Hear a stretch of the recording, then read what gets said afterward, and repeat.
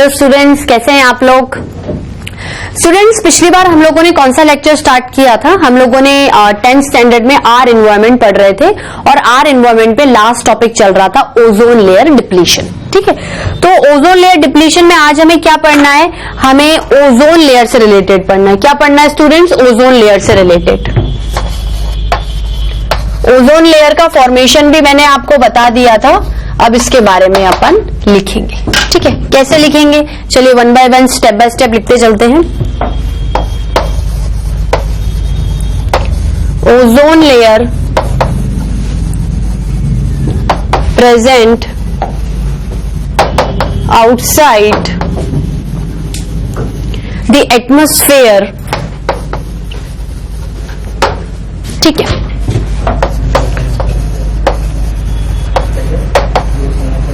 ozone is actually O3. Ozone is actually O3.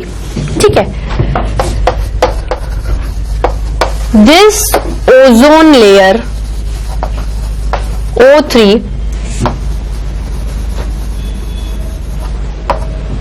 actually derives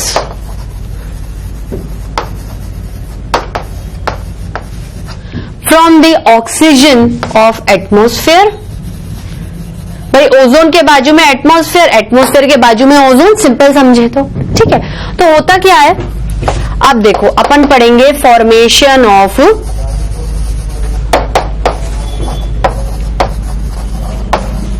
ozone layer.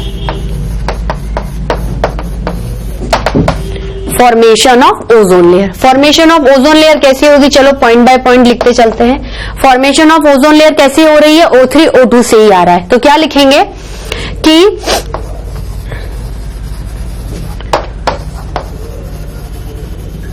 During falling of sunlight, sunlight की गिरने की वजह से, during falling of sunlight, ठीक है,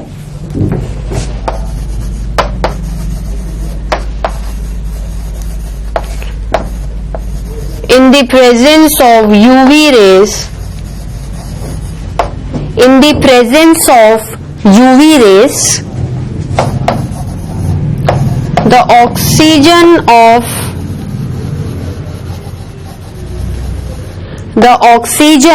of atmosphere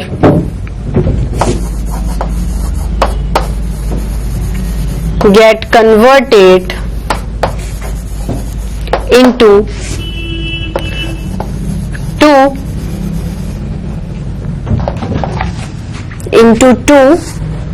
atomic oxygens, into two atomic oxygen।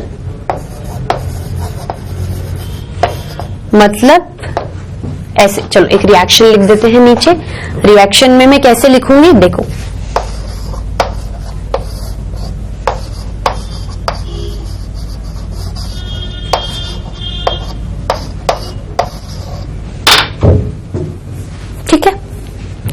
ये इसका क्या हो गया आपका, ये आपका फर्स्ट पॉइंट हो गया। ठीक है, इसी में ही फिर आएगा आपका सेकंड पॉइंट। ठीक है, फिर हम क्या करेंगे, अब ये दो मिल गए ना, अब देखो अब क्या होगा, फिर अगेन सनलाइट आएगी, again in the presence of UV rays of sunlight, atomic oxygen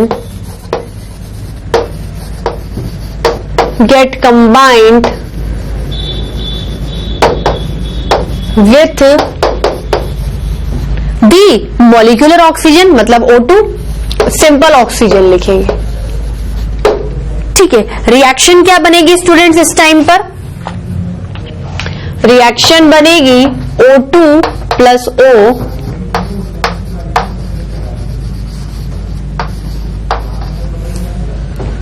तो पहले स्टेप में क्या हो गया, formation of ozone. Formation of ozone.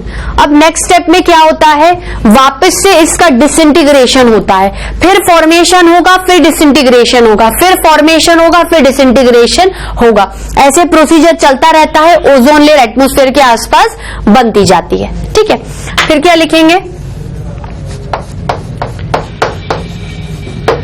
This O3 which is formed, disintegrate मतलब टूटना, किसकी प्रेजेंस में, सनलाइट और यूवी रेस के अलावा है ही क्या वहां पर। तो this O3 which is formed get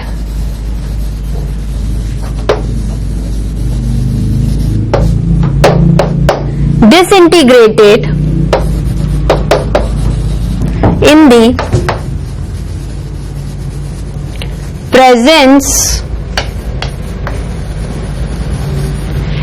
presence of UV rays, ठीक है, into ऑक्सीजन एंड मतलब molecular oxygen and oxygen. O3 क्या होता है, this O3 which is form disintegrated in the presence of UV rays into oxygen and O2। यही reaction को क्या कर दो, फिर से चला दो ना भाई, ये तो क्या हो गया था, मिलकर फॉर्मेशन कर दिया, इसने वापस इन दोनों का डिसइंटीग्रेशन करके इनका फॉर्मेशन कर लिया इस चीज का। तो क्या होगी रिएक्शन, O3 किसमें डिसइंटीग्रेट हो गया, इसको वापस आना जरूरी था क्योंकि वापस से इसको भरना है, फिर इन दोनों का फॉर्मेशन होगा, ओजोन बनेगी, फिर इसका डिसइंटीग्रेशन होगा, ये मिलेगा। मतलब इसके म्यूचुअल रिएक्शन से, जो रिवर्सिबल रिएक्शन से बार बार ऑक्सीजन का क्या हो जाता जाएगा, फॉर्मेशन होता जाएगा। ठीक है, तो इस रिएक्शन में क्या होगा,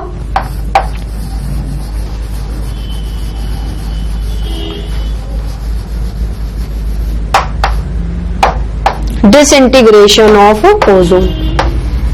कभी कभार और हाई टेम्परेचर की वजह से ये ऑक्सीजन और O2O2 भी बना लेते हैं, 2O2 भी बना लेते हैं एट हाई टेम्परेचर। ठीक है स्टूडेंट्स, इसको नोट डाउन करो। ये आपका ओजोन का फॉर्मेशन क्या हो जाता है, कंप्लीट हो जाता है। ओजोन का फॉर्मेशन कितनी स्टेप में हो रहा है, 2 स्टेप में हो रहा है, एक इसका फॉर्मेशन, एक इसका डिसइंटीग्रेशन, एक इसका फॉर्मेशन, एक इसका डिसइंटीग्रेशन। ठीक है, नोट डाउन करो। ठीक है स्टूडेंट्स, लिखा इसको। ठीक है, ये वाली रिएक्शन क्या है, हाई टेम्परेचर पे कभी कभार होगी है, तो आप लोग को क्या करना है, मेनली जो एग्जामिनेशंस पे लिखना है यहीं तक ही लिखना है, यहीं तक ही समझना है। इन केस अगर ये लोग पूछते हैं आगे तो इस रिएक्शन की तरफ जाना है। ये रिएक्शन आपके लिए कोई बहुत ज्यादा इंपॉर्टेंस या सिग्निफिकेंस रोल प्ले नहीं करती है। यहां तक आपका ओजोन का फॉर्मेशन और डिसइंटीग्रेशन क्या हो जाता है, कंप्लीट हो जाता है। ठीक है स्टूडेंट्स, चलिए आगे देखें। आगे क्या है, इसका डिप्लीशन क्यों हो रहा है, इसका डिप्लीशन क्यों हो रहा है, इसका डिप्लीशन क्लोरोफ्लोरोकार्बन्स की वजह से हो रहा है। क्यों हो रहा है, क्लोरोफ्लोरोकार्बन्स की वजह से।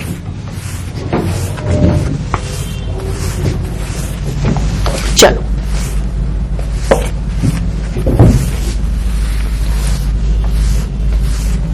हेडिंग क्या लिखेंगे, ओजोन लेयर डिप्लीशन। क्या लिखेंगे, ओजोन लेयर डिप्लीशन। अब हम एक्चुअल टॉपिक पर आए हैं।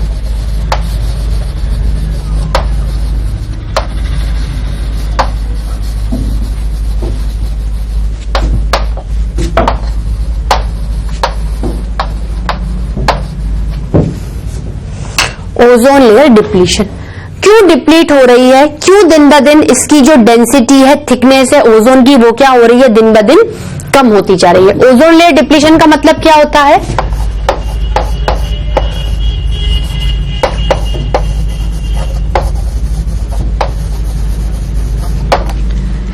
Day by day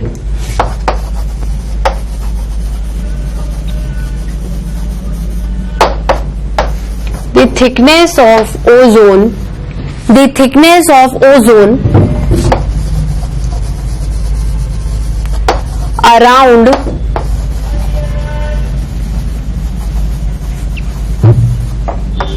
the atmosphere is decreasing is decreasing. ठीक है, इसको कैसे शो करते हैं, जैसे ये अपना अर्थ है, ठीक है, या ये मान लो आपकी ओजोन की कवरिंग है एटमॉस्फेयर के आसपास, तो ये क्या कर रही है, दिन ब दिन श्रिंक होती जा रही है, दिन ब दिन क्या हो रही है, श्रिंक होती जा रही है, फिर इतनी हो गई, फिर इतनी हो रही है। मतलब ये जिस तरीके से श्रिंक हो रही है, सारी तरफ से बराबर श्रिंक हो रही है, सारी तरफ से बराबर डिक्रीज हो रही है, तो ऐसा बोलते हैं कि ये ऐसे डिक्रीज होती जा रही है। तो ये क्या दिख रहा है आपको, गोला दिख रहा है, होल दिख रहा है, तो ऐसा अपीयर होता है कि ओजोन में क्या होल होता जा रहा है, जिसको हम लोग आज की तारीख में क्या बोलते हैं, ओजोन होल। इसकी वजह से नुकसान क्या है, दिन ब दिन हाई इंटेंसिटीज ऑफ सनरेज आ रही हैं, बहुत ज्यादा हीट डेवलप हो रही है, आपके रिवर्स, लेक, सीज में से पानी क्या होता जा रहा है, उड़ता जा रहा है, वाटर डेफिशिएंसी हो जाएगी। जो आपके ग्लेशियर्स है एंटार्क्टिका में, जो आपकी आइस जमी हुई वो दिन ब दिन पिघलती जा रही है, तो उसका पानी अनवांटेड सी में आ रहा है, आपका सी लेवल बढ़ता जा रहा है। ठीक है, सी लेवल बढ़ने से क्या होगा कि अगर सी का पानी बहुत ज्यादा इंक्रीज हो गया तो वो क्या करेगा, लिविंग ऑर्गेनिजम्स को खत्म करेगा। भाई आपके घरों के आसपास अगर पानी आपके घरों से भी ऊपर चला गया तो आपके लिए तो हार्मफुल है ना। आप कैसे क्या दिन भर थोड़ी तैरते रहोगे, आप सर्वाइव ही नहीं कर पाओगे अर्थ में, अगर अर्थ में हर जगह सिर्फ पानी पानी हो जाएगा, लैंड आपको नजर ही नहीं आएगा। ठीक है, तो इस तरीके से यूवी रेज में क्या है, बहुत ज्यादा हाई इंटेंसिटी है, इसकी वजह से आपके लिविंग ऑर्गेनिजम्स को सिर्फ हार्म ही हार्म है। ठीक है, तो मैंने क्या लिखा, day by day the thickness of ozone around the atmosphere is decreasing. ठीक है, उसके बाद क्या लिखेंगे, इट इज श्रिंकिंग, एक्चुअली ये सर्कुलर मैनर में श्रिंक हो रही है। सर्कुलर मैनर मतलब हर तरफ से बराबर बराबर डेंसिटी क्या हो रही है, पूरे भाई अर्थ के आसपास सर्कुलर फॉर्म में है, अर्थ सर्कुलर है। ठीक है भाई, आपको डायग्राम में तो सर्कुलर ही दिखाते हैं। तो दिन ब दिन ओजोन की जो विड्थ कह सकते हैं, चौड़ाई कह सकते हैं, डेंसिटी कह सकते हैं, वो क्या हो रही है, श्रिंक हो रही है। तो ओजोन में होल हो गया है, ओजोन में क्या हो गया है, छेद हो गया, और उस छेद से यूवी रेज आराम से अर्थ में आ रही है। ठीक है, it is shrinking actually in a circular manner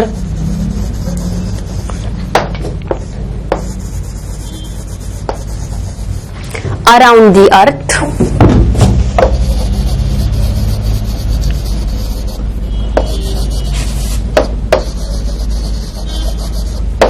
around the earth। ठीक है, creating a hole like appearance, hole मतलब छेद, creating a hole like appearance। ठीक है, इधर क्या लिखेंगे, this hole called as ozone hole।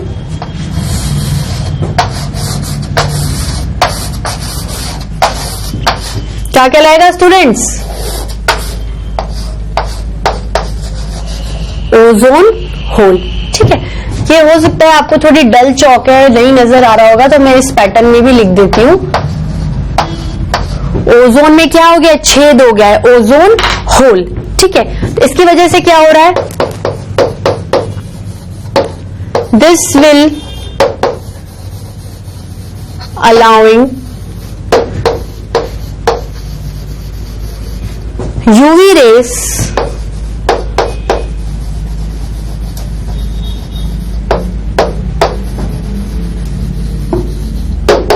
to penetrate inside the atmosphere। ठीक है, अब क्यों आपके लॉस हो रहा है भाई, अगर यूवी रेस आ रही है तो क्यों लॉस हो रहा है, मतलब यूवी रेस में हार्म क्रिएट करने की प्रॉपर्टी होगी। वो कैसे लिखेंगे students, UV rays having high intensity of energy, high intensity of energy will create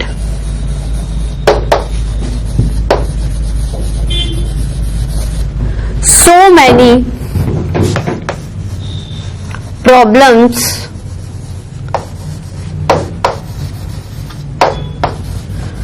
to the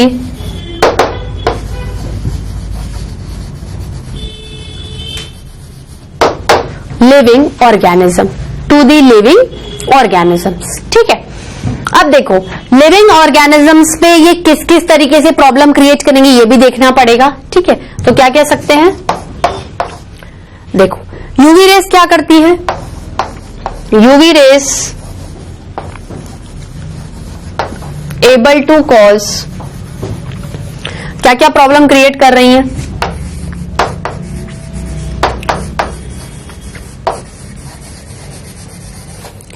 skin problems,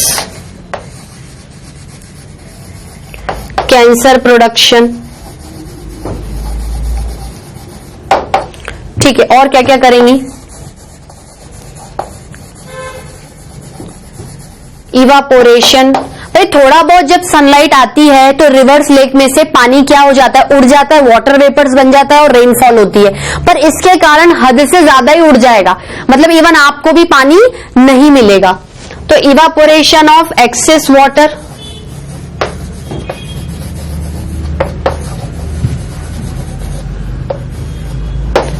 from water bodies,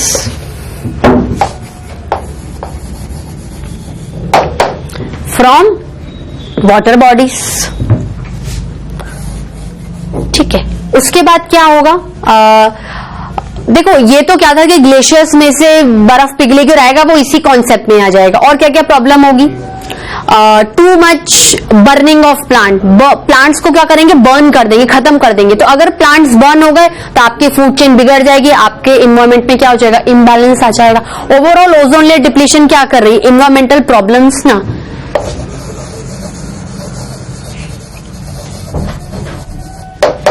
destruction of plants. ठीक है स्टूडेंट्स, नोट डाउन करिए। स्टूडेंट्स इसको लिखा, ठीक है।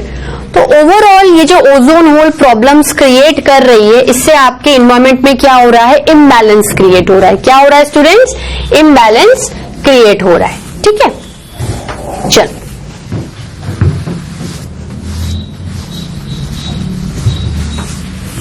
तो ozone layer depletion, that's why counted as one of the environmental problems. हो रहा है ना, one of the environmental problems, हो रहा है कि नहीं हो रहा है, बिल्कुल हो रहा है स्टूडेंट्स। ठीक है, तो हम लोग क्या लिख सकते हैं,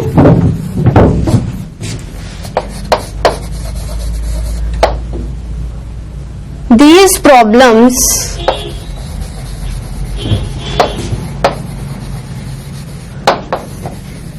which are created by ozone layer depletion,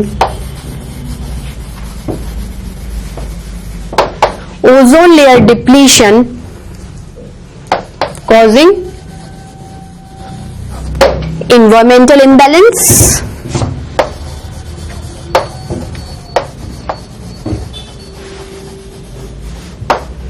environmental imbalance।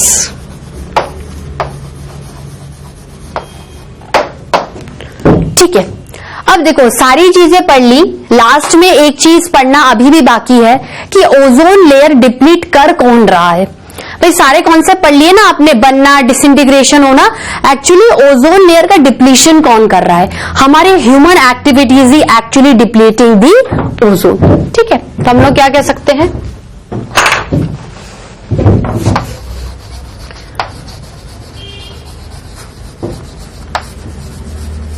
Are, ये आपका क्या है, फर्स्ट पॉइंट हो गया, ये second point, are human activities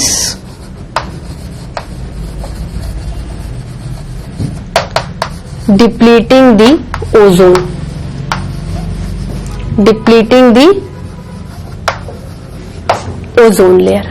ठीक है, अब देखो कैसे होगा डिप्लीशन। हम लोग अपनी डे टू डे एक्टिविटीज में refrigerators and air conditioners use करते हैं। क्या यूज कर रहे हैं हम, refrigerators and air conditioner.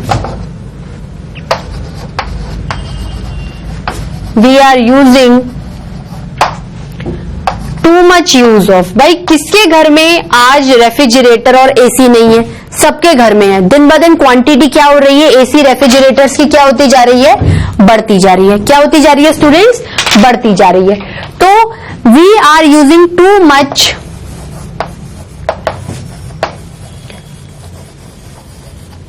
Refrigerators and air conditioners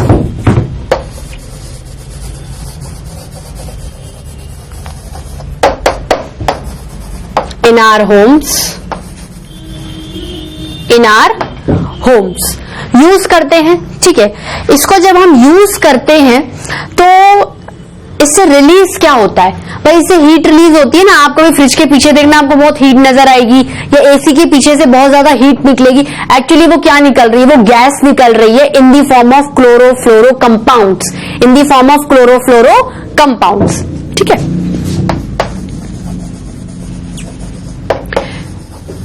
which are made up of, CFC के ही बनते हैं। छोड़ते भाई जिस चीज के आप बने होगे वही चीज निकालोगे। ठीक है, which are made up of and also releasing, इसके साथ में ही लिखेंगे and also releasing CFC compounds।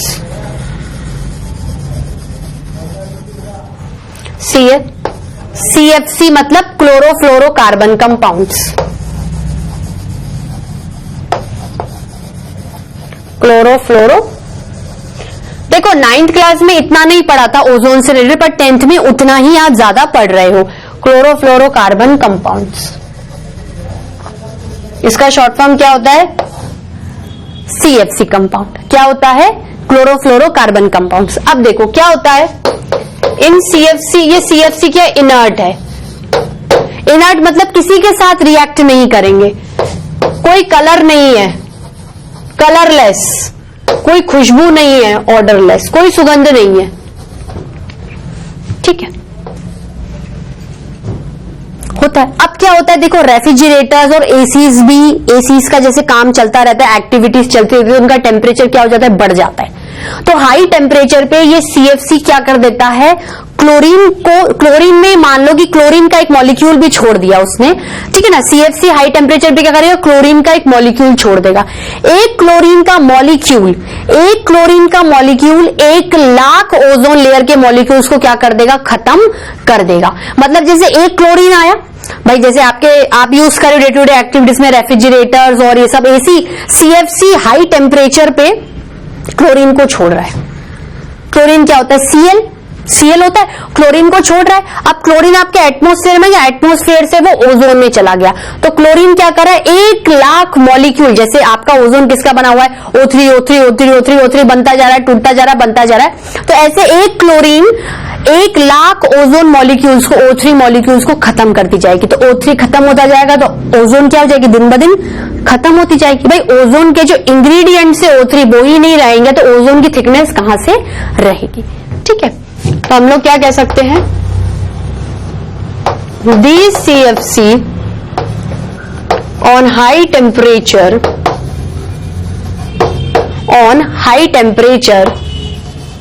release chlorine molecule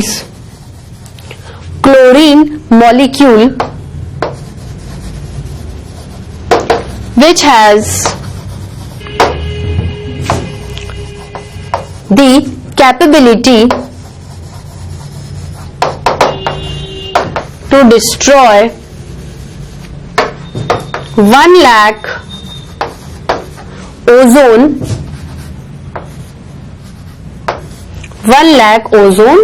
molecules. 1 lakh ozone molecules. Thereby decreasing ozone layer thickness.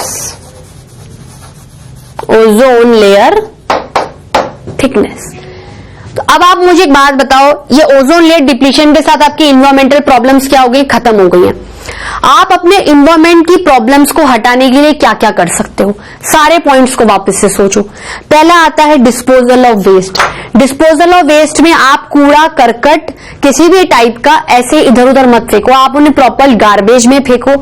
आपकी म्यूनिसिपैलिटी नहीं ले जा रही है तो आप कंप्लेन करो कि नहीं, म्यूनिसिपैलिटी को उस गार्बेज में से लेके जाना है, वो अपने हिसाब से उन्हें बायोडिग्रेडेबल नॉन डिग्रेडेबल को अरेंज करेंगे। आपका इन्वायरमेंट का पोल्यूशन दिन दिन घटना चाहिए। इंडस्ट्रियलाइजेशन में अगर आप इंडस्ट्रीज खोल रहे हो, ठीक है, इंडस्ट्रीज मैनकाइंड के लिए बेनिफिट होती है, लेकिन आप क्या करो, अगर उसमें से कोई वेस्ट मैटर निकल रहा है तो उसे मैनेज वे में कहीं इकट्ठा करके डालो। ऐसा नहीं कि आप सॉइल या एयर में छोड़ रहे हो। अगर आपको क्रॉप की प्रोडक्टिविटी बढ़ानी है तो पेस्टिसाइड, इंसेक्टिसाइड, आप थोड़ा नेचुरल मैन्योर ज्यादा यूज करो। खाद डालते हैं ना फार्मर, तो नेचुरल रिसोर्सेज ज्यादा यूज करो। इंस्टेड आप बहुत ज्यादा केमिकल्स यूज कर रहे हो, या अगर आप केमिकल्स यूज कर रहे हो तो एक लिमिट में यूज करो। ऐसा नहीं एक बार में 10,000 क्रॉप्स उगा दी और भर भर के पेस्टिसाइड डाल दी कि उगे और मैं कमाऊं। इस तरीके से मत करो, एक ही तरीके से क्रॉप्स को उगाओ जिससे कि लिमिटेड यूज हो केमिकल्स का, ठीक है। अगर वो फ्लो हो रही है पानी में तो उस एयर को, या उस एयर को तो नहीं, पानी को आप एक जगह स्टोर करके रखो, हार्वेस्ट करके रखो। ये गंदा पानी, केमिकल वाला पानी, इससे कोई और यूज नहीं कर पाए, आप उन्हें किसी और चीज में रीयूज करो, या उसे कहीं पर डंप करो, ऐसी जगह जहां पर लिविंग ऑर्गेनिज्म उसे नहीं पी पाए, ठीक है। अगर आप अपनी इंडस्ट्रीज को क्रिएट करने के लिए प्लांट्स को काट रहे हो तो एक प्लांट को काटो तो 100 प्लांट उगाओ, क्योंकि आप अगर लिविंग ऑर्गेनिजम्स को भी खत्म कर रहे हो, एबायोटिक कंपोनेंट्स को भी पॉल्यूट कर रहे हो, तो आपका क्या है, इन्वायरमेंट दिन ब दिन क्या हो जाएगा, इम्बैलेंस हो जाएगा। एनर्जी को बहुत ज्यादा मतलब क्या वेस्ट मत करो। जैसे मैंने कहा था कि अगर एक ही बिल्डिंग में 5 बच्चे रहते हैं, उनको एक ही डिस्टेंस कवर करके स्कूल जाना है, तो अलग अलग व्हीकल्स ना यूज करके, पेट्रोल को खराब ना करके आप एक ही बस में चले जाओ, ठीक है। या आप ऑफिस जा रहे हो तो आप कार की क्या कर सकते हो, शेयरिंग कर सकते हो कि नहीं भाई इसमें अपन ऐसे यूज कर लेंगे। तो इस तरीके से क्या है, आप इन्वायरमेंटल प्रॉब्लम्स को कैसे बचा सकते हो। मेजर्स फॉर environmental problems, बेटा प्रॉब्लम्स प्रिवेंशन, कैसे रोक सकते हो कि इन्वायरमेंट में क्या हो, प्रॉब्लम्स ना हो, ठीक है। फर्स्ट पॉइंट लिखते चलते हैं। पहला पॉइंट क्या आएगा, देखो यहां के बाद यहां लिखा, यहां के बाद ये टॉपिक लिखा है अपन ने, ठीक है। यूज मोर बायोडिग्रेडेबल सब्सटेंसेस, जो डिकम्पोज हो सकते हैं, रिसाइकिल हो सकते हैं, उन्हें ज्यादा यूज करो। यूज मोर बायोडिग्रेडेबल मटेरियल्स, ठीक है। और क्या कर सकते हो, save energy in all respects, in all respects, ठीक है। बाकी क्या कर सकते हो आप, मोर प्लांटेशन ऑफ ट्रीज,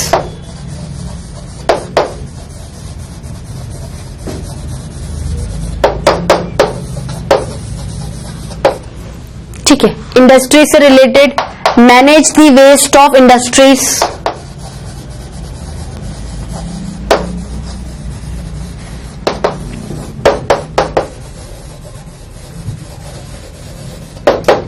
ठीक है। इन सब के बाद मैं आपको एक मंत्र देती हूं, एक मंत्र को फॉलो करके आप क्या कर सकते हो, अपने इन्वायरमेंट को बचा सकते हो। उसको बोलते हैं 3 Rs। 3 Rs का मतलब क्या होता है, reduce, recycle and reuse. Reduce का मतलब क्या होता है कि अनवांटेड यूज मत करो। अगर यूज कर रहे हो तो उसी चीज को स्टॉक में सेव करके भी रखो कि अगर इन केस ये चीज खत्म हो जाती है तो मैं उसे क्या कर सकती हूँ, रीयूज कर सकती हूँ, क्योंकि बची हुई है ना। रिसाइकिल मतलब कोई चीज आपने यूज करी, वापस से उसे रिसाइकिल करके या तो उसी की ओरिजिनल फॉर्म में या कन्वर्टेड फॉर्म में क्या करो, यूज करो। और रीयूज मतलब एक बार जो चीज आपने रख ली है, अगर आपको पता है कि वो नहीं खराब हुई है, मैं उसे और चला सकती हूं, तो आप क्या करो, उसे बार बार क्या करो, रीयूज करो। ठीक है, तो reduce, recycle and reuse. Reduce का मतलब क्या होता है,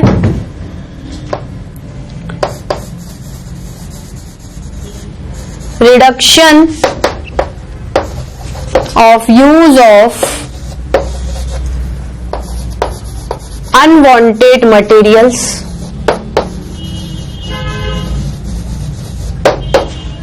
ठीक है।